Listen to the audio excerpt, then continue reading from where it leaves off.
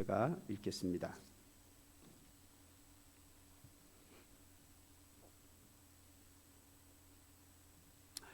이사야서 49장 14절 말씀입니다. 오직 시온이 이르기를 여호와께서 나를 버리시며 주께서 나를 잊으셨다 하였거니와 여인이 어찌 그 젖먹는 자식을 잊겠으며 자기 태에서 난 아들을 긍휼히 여기지 않겠느냐. 그들은 혹시 잊을지라도 나는 너를 잊지 아니할 것이라. 내가 너를 내 손바닥에 새겼고 너의 성벽이 항상 내 앞에 있나니. 아멘. 오늘은 5월 가정의 달 마지막 주를 맞이했습니다. 이제 내일부터는 본격적으로 여름이 시작이 되는 계절적으로 그러한 계절을 맞이하게 됩니다. 한동안 추웠다가 적절한 날씨가 된 지 얼마 안 돼서 이제 더위가 찾아오고 있습니다. 제가 시리즈로 설교를 하다 보니까 가정의 달에 가정에 대한 설교를 한 번도 못하게 됐는데 오늘 마지막 주를 맞이해서 시리즈 설교가 끝나고 가정에 대한 이야기를 한번 하고 지나갈까 합니다.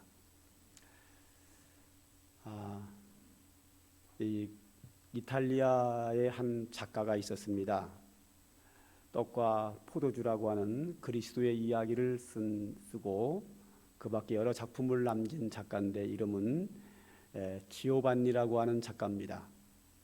이 사람은 원래가 무신론자였는데 예수를 믿고 예수님의 복음을 전하는 글을 쓰게 된 사람입니다.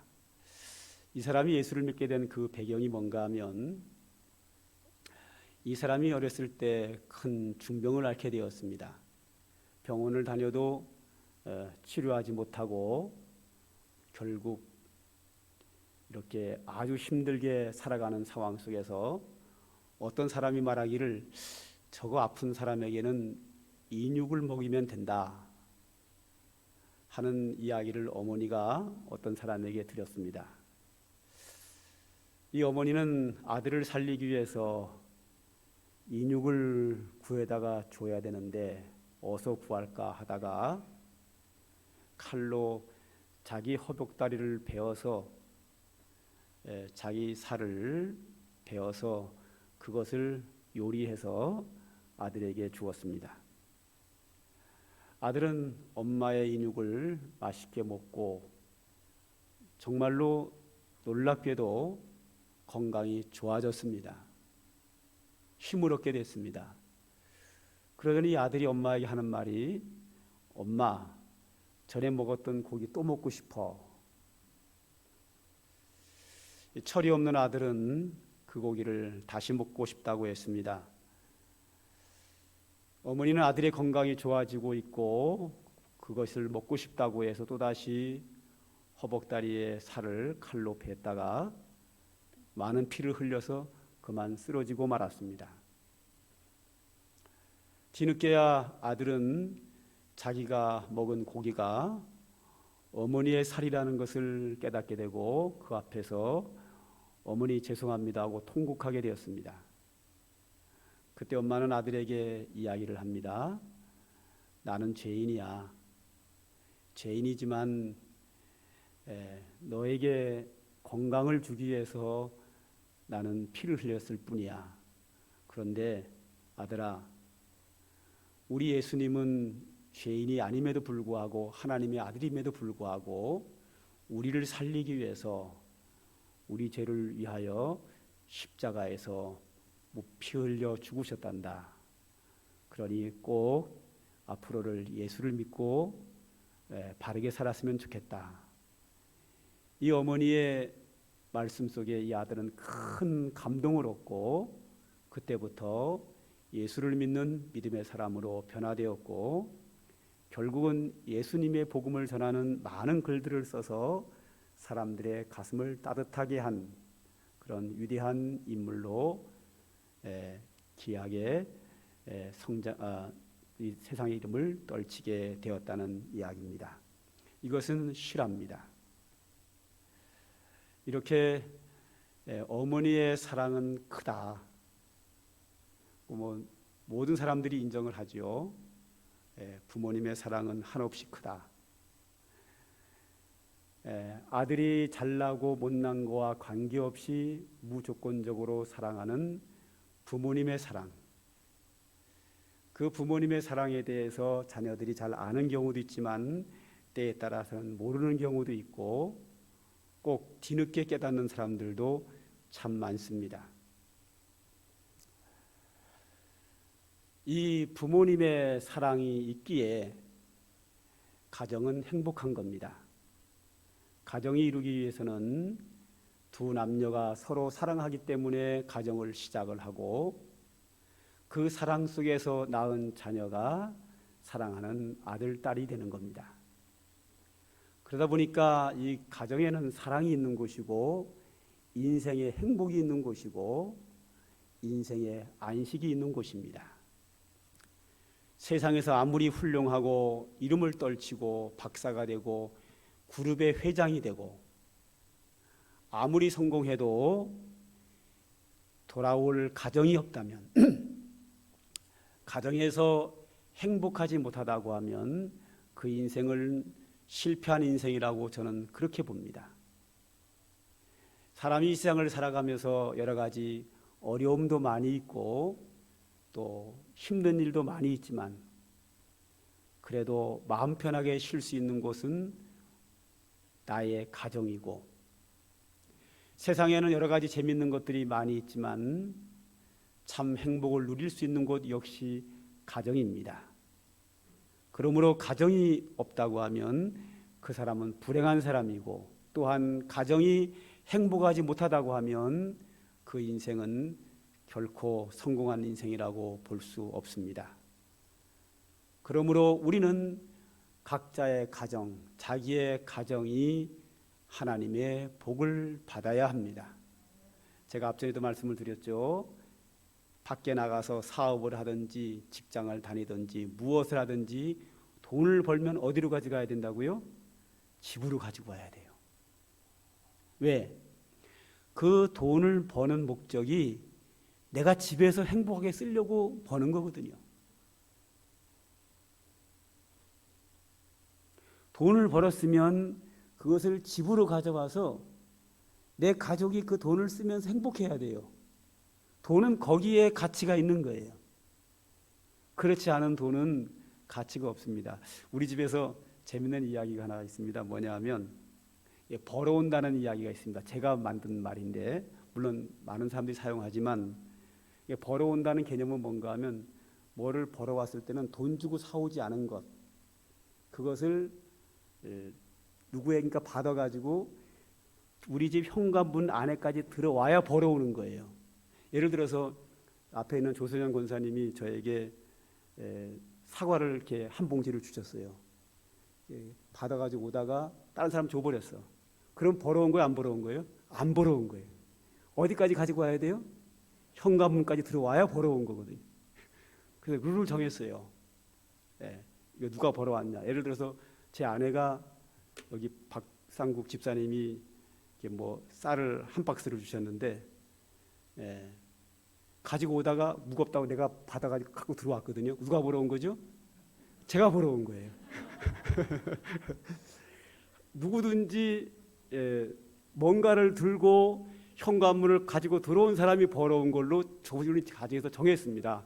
누가 정했는지 제가 정했어요. 다 따릅니다. 그 법을.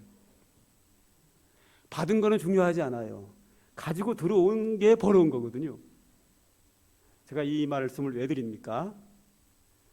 밖에서 성공하고 아무리 잘해도 그 수입과 그 행복을 반드시 어디로 가지고 들어와야 돼요? 집으로 가지고 들어와야 돼요. 그럼 목사님, 예수 믿는 사람이 이웃도 돕지 말고 뭐 자기만 잘 먹고 잘 살면 됩니까? 그 말이 아니라 일단 집으로 가지고 왔다가 다시 도와주면 될 거 아니에요. 할렐루야. 그것도 가족들과 상의해서 자기 마음대로 나가서 뭐 100만 원, 200만 원 막 나눠주면 가족이 슬프지요.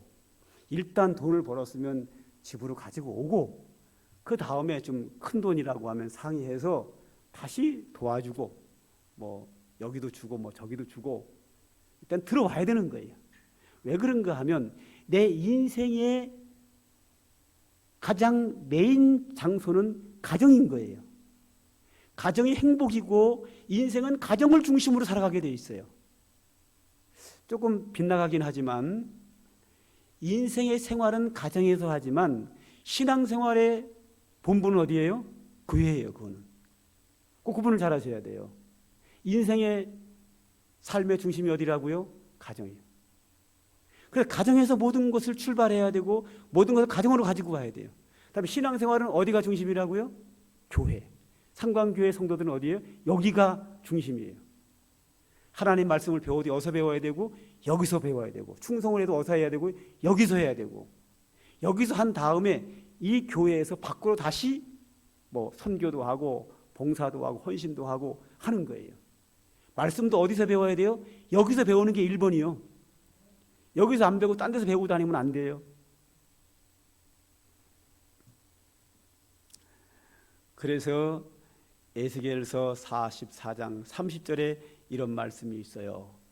각종 처음 익은 열매와 너희 모든 예물 중에 각종 거제물을 다 제사장에게 돌리고 너희가 또 첫 밀가루를 제사장에게 주어 그들에게 내 집에 복이 내리도록 하게 하라 그랬습니다. 첫 열매를 왜 제사장에 갖다가 바쳐야 되느냐? 그들이 너희에게 내 집에 복을 내리도록 복을 빌게 하라 그랬어요.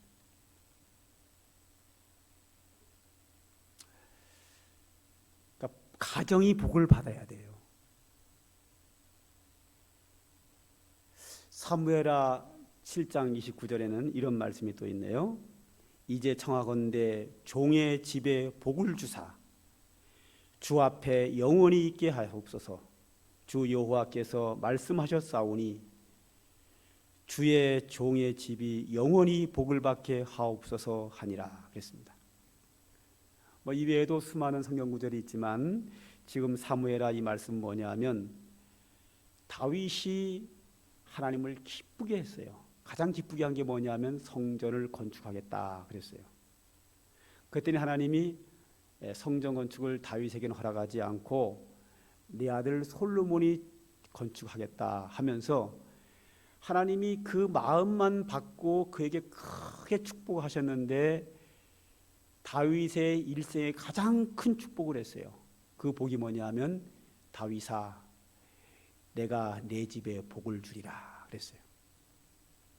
내가 내 집에 복을 주리라. 이 세상에서 가장 큰 집이 어디죠? 우리나라에서는 청와대라고 보는 거죠. 다윗 시대에는 가장 큰 집이 어디냐면 다윗 궁전이에요. 다윗 왕 시대에 그 나라에 가장 돈이 많고 권력이 있고 가장 행복한 것이 어디냐면 다윗 궁전이에요. 다윗 궁전이 뭐예요? 다윗의 집이에요. 근데 하나님이 다윗에게 뭐라 그러는가 하면 내가 내 집에 복을 주리라. 네가 집이 궁전이 되어서 이 나라 최고 높은 왕궁에 살고 있는데 이 복을 영원히 너에게 주겠다. 그러므로 내 아들 솔로몬이 왕이 될 것이고 내 아들 르호보암이 왕이 될 것이고 그 손자 대대로 날아가면서 계속해서 이스라엘의 왕은 내 아들들이 되리라. 그리고 내 아들에게서 만왕의 왕이신 예수 그리스도가 탄생하리라. 할렐루야. 그것이 그대로 지켜져요. 이스라엘의 왕은 유다 나라 왕은 전부 다 다윗의 자손이 최고의 복을 받아요. 하나님께서 다윗에게 그 복을 주겠다고 하니까 오늘 조금 전에 본 사무엘하 7장 29절에 주님 말씀하신 대로 종의 집에 복을 주옵소서. 할렐루야. 기도한 거예요. 가정이 복을 받아요.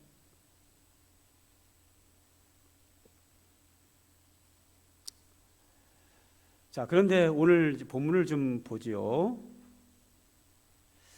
15절을 좀 보겠습니다.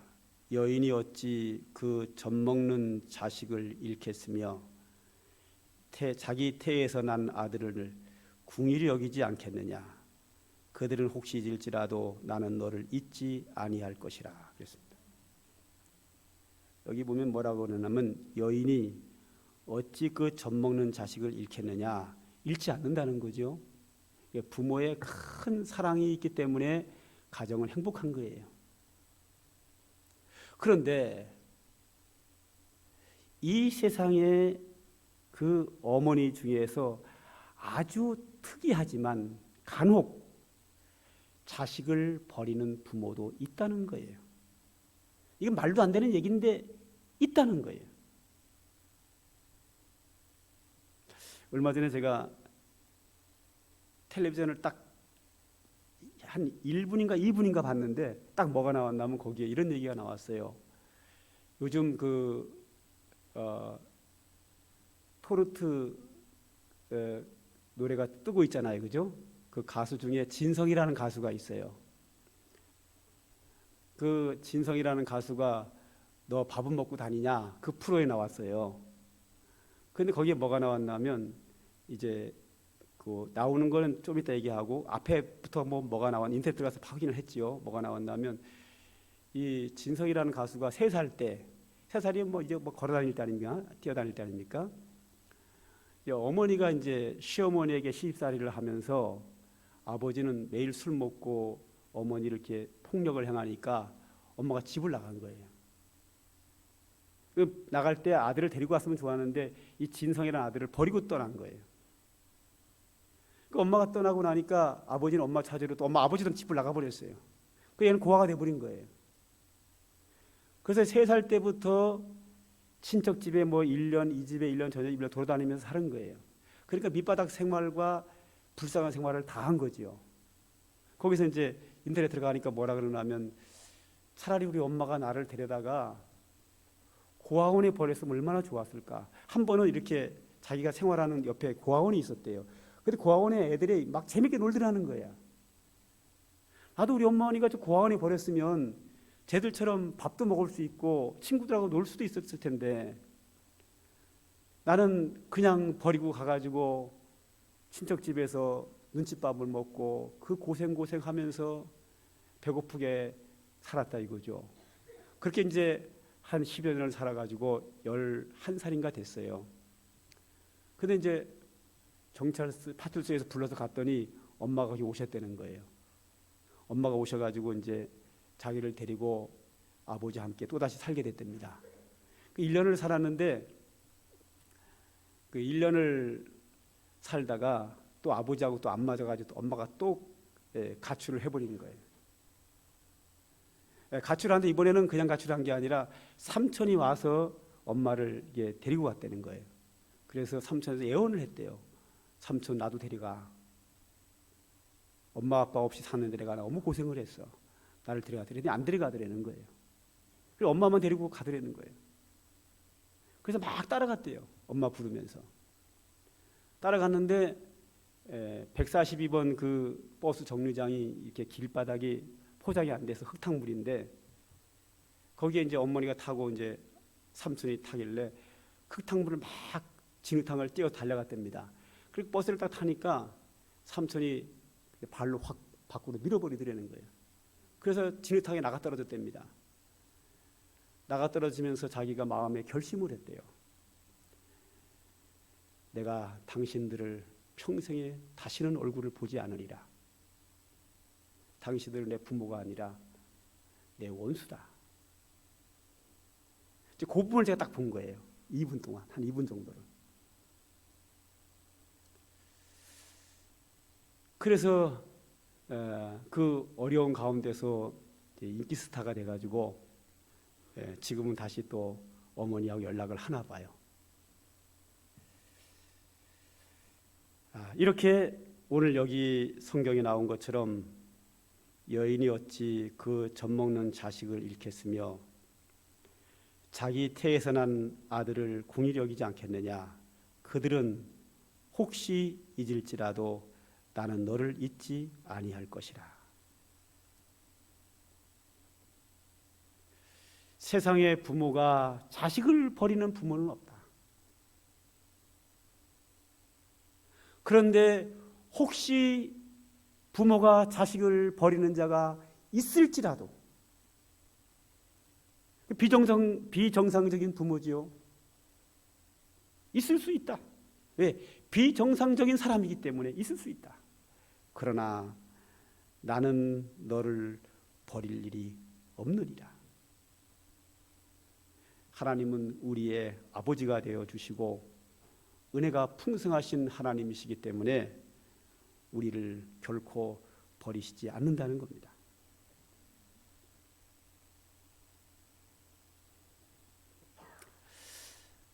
잠언서 14장 1절을 보면 이런 말씀이 있어요. 지혜로운 여인은 자기 집을 세우되 미련한 여인은 자기 손으로 그것을 허느니라.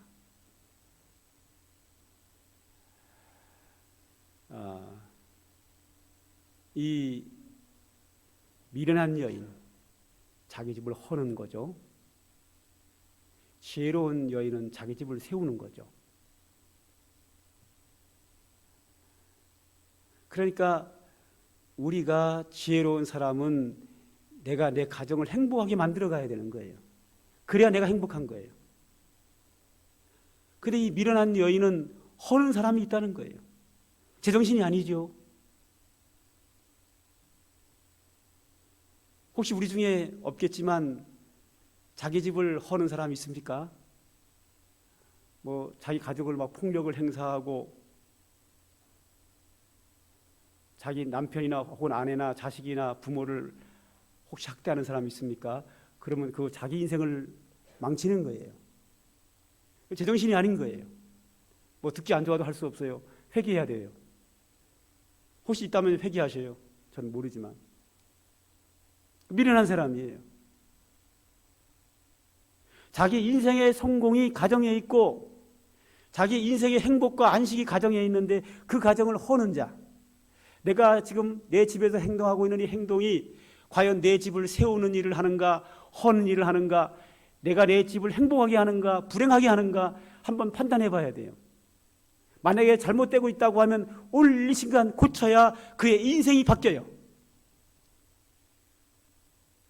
잘못해서 그럴 수 있죠. 오늘이라부터라도 정신을 차려야 돼요. 그러면서 오늘 한 걸음 하나님은 더 나가시는 거예요. 미련한 사람은 자기 집을 허는 수가 있다. 자식을 버리는 수가 있다. 그러나 나는 너를 잊지 않겠다. 하나님 아버지는 우리를 영원토록 잊지 않겠다는 거예요. 오늘 이사야 선지자가 이 말씀을 하시게 된 그 이유가 있어요. 그것이 뭐냐면 14절에 이렇게 나오죠. 오직 시온이 이르기를 여호와께서 나를 버리시며 주께서 나를 잊으셨다 하였거니와, 하나님 나를 버리지 않았느냐, 이런 생각을 할 수 있다 이거죠. 아마 이 생각을 하는 사람은 아마 자기 생활이 좀 불행하다고 생각했나 봐요. 내 생활이 이렇게 불행한 거 보니까 하나님 나를 버렸나 보다.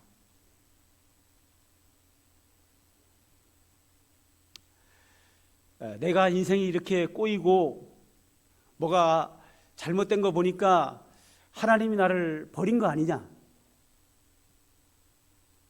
나에게 오는 고난과 어려움과 환난이 제가 이 자리에서 이유가 무엇 때문이라고 다 설명할 수는 없지만 하여튼 여러 가지 상황에서 고난이 올 수 있습니다. 그러나 그 고난이 온 것 때문에 하나님이 나를 버린 것은 아니다. 나는 너희를 절대 버릴 리가 없다.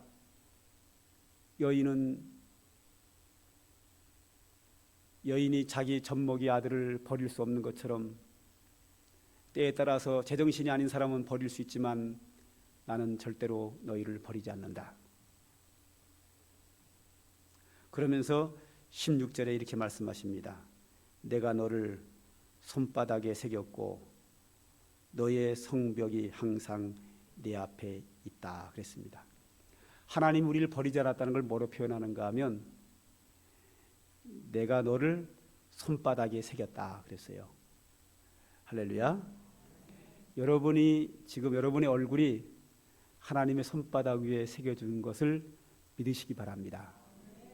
자, 나는 하나님께서 왜 나를 손바닥에 새겼을까라고 새겼다라고 말씀하셨을까 한번 생각을 해봤어요. 그랬더니 금방 이해가 되더라고요. 자, 하나님이 나를 하나님의 얼굴에 새겼으면 보이겠어요, 안 보이겠어요? 요 앞에 있는 손미랑 권사님을 제 얼굴에 새기면 제가 보여요, 안 보여요? 안 보입니다. 만약에 발에다 새기면 이렇게 내려다봐야 되겠죠, 그죠? 등에다 새겼으면 어떡할까요? 아유, 정말 힘들어요. 가만히 생각을 해보니까 내가 가장 잘 보이는 게 어디냐면 여기예요. 한번 실험 한번 해보세요. 내가 누구를 어디에 새기는 게 가장 잘 보일까? 뭐 팔꿈치일까, 발바닥일까, 무릎일까, 뭐 엉덩이일까, 뭐 등짝일까, 코일까, 머리 위일까 생각을 해보세요. 가장 잘 보이는 손이 되더라고요. 언제든지 쉽게 볼 수 있는 곳이 손바닥이에요. 이 말은 뭐예요? 하나님이 나를 항상 보고 계신다.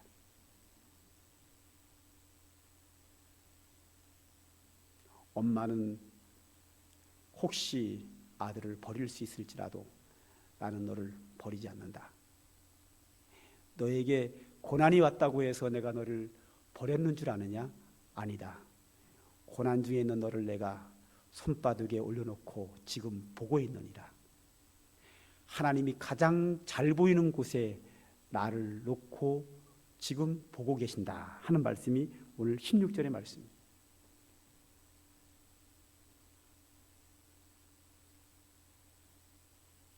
오늘 이 말씀 속에서 우리는 두 가지 생각했으면 좋겠습니다. 하나님이 내 인생을 행복하게 하려고 복 주시려고 나에게 가정을 주셨다는 것. 그러므로 내 가정은 내가 행복하게 갖고 가야 된다는 것. 거기에 인생에 진정한 행복이 있어요. 그런데 정말로 나를 복 주시고 행복하게 하고 나를 지켜주시는 분은 누구냐? 내 엄마보다 더 나를 지켜주시는 분이 하나님이시다 하는 겁니다.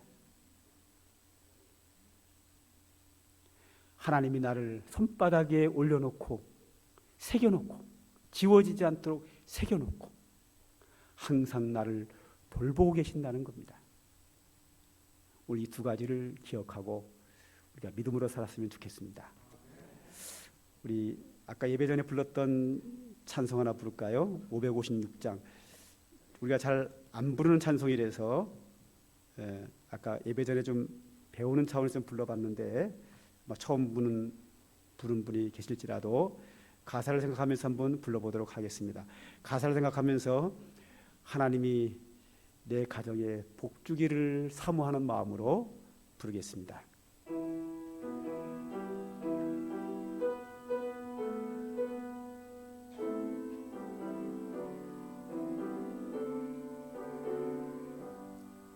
나